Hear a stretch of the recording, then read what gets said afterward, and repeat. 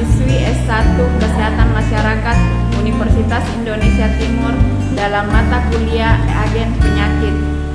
Yang pertama, saya akan memaparkan tentang agen fisika. Agen fisika adalah agen penyakit yang dapat menyebabkan cedera atau penyakit karena pengaruh beberapa contoh. Beberapa contoh agen fisika diantaranya: 1. Panas.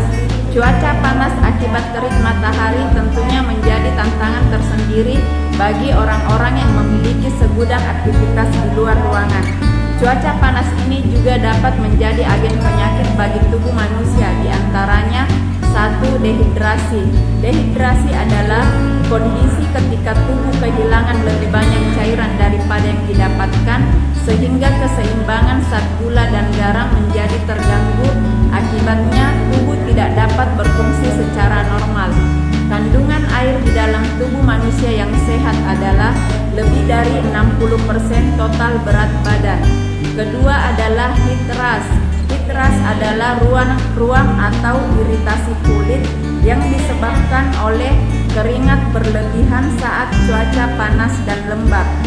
Tampak seperti kumpulan jerawat merah atau ruam-ruam kecil yang biasa muncul di leher, dada bagian atas, selangkangan, di bawah payudara, dan di lipatan siku.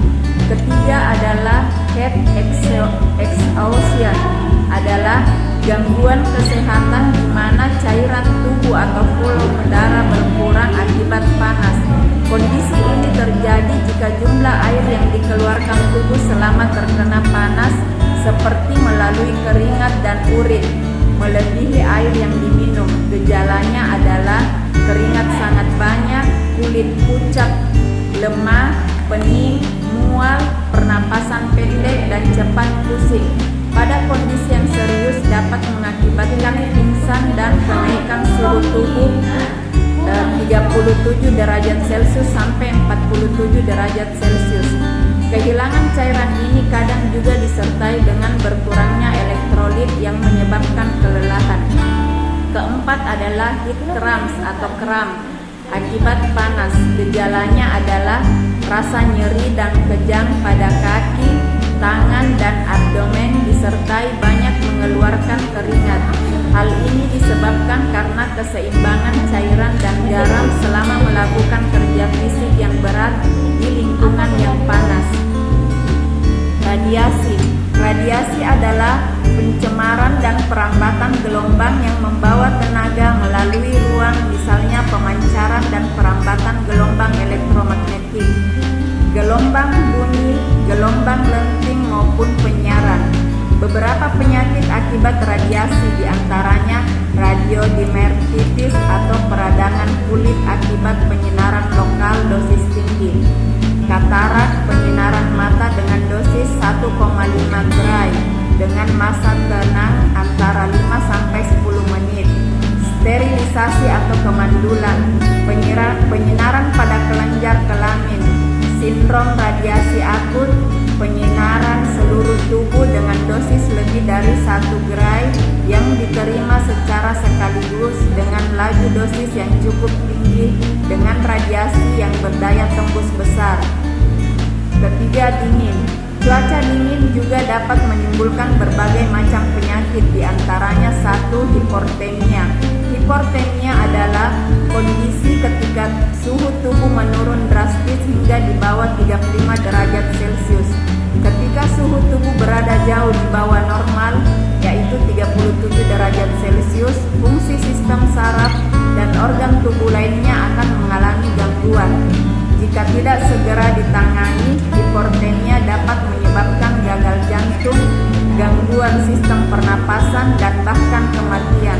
Kedua adalah alergi dingin. Alergi dingin adalah biduran yang muncul akibat udara dingin. Alergi dingin ditandai dengan bentol dan gatal pada kulit yang muncul beberapa menit setelah terkena suhu dingin. Biasanya terjadi pada remaja yang beranjak dewasa.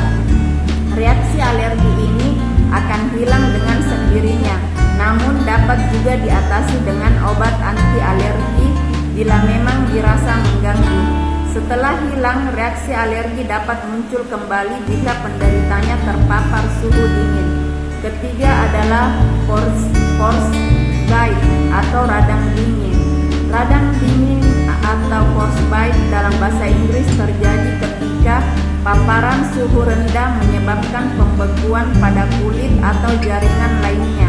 Gejala awalnya biasanya mati rasa yang mungkin disertai dengan perubahan warna kulit menjadi putih atau kebiruan yang janggal. Pembengkakan atau lepu dapat terjadi setelah perawatan. 4. Kelembapan. Kelembapan udara memiliki potensi untuk mengancam kesehatan tubuh manusia. Jenis penyakit seperti batuk dan flu adalah salah satu faktornya. Disebabkan oleh masalah kelembapan, selain penyakit flu dan batuk, ancaman infeksi pernafasan juga dapat terjadi. Infeksi pernafasan timbul karena udara menjadi kurang sehat akibat spora yang ditimbulkan oleh jamur yang tumbuh karena lembab. Selain jamur, makhluk yang hidup akibat udara adalah kutu debu. Makhluk ini sering timbul di dalam kasur, selimut, dan karpet. Dampak dari munculnya kutu debu adalah kulit akan mengalami infeksi dan gatal. Demikianlah pemaparan materi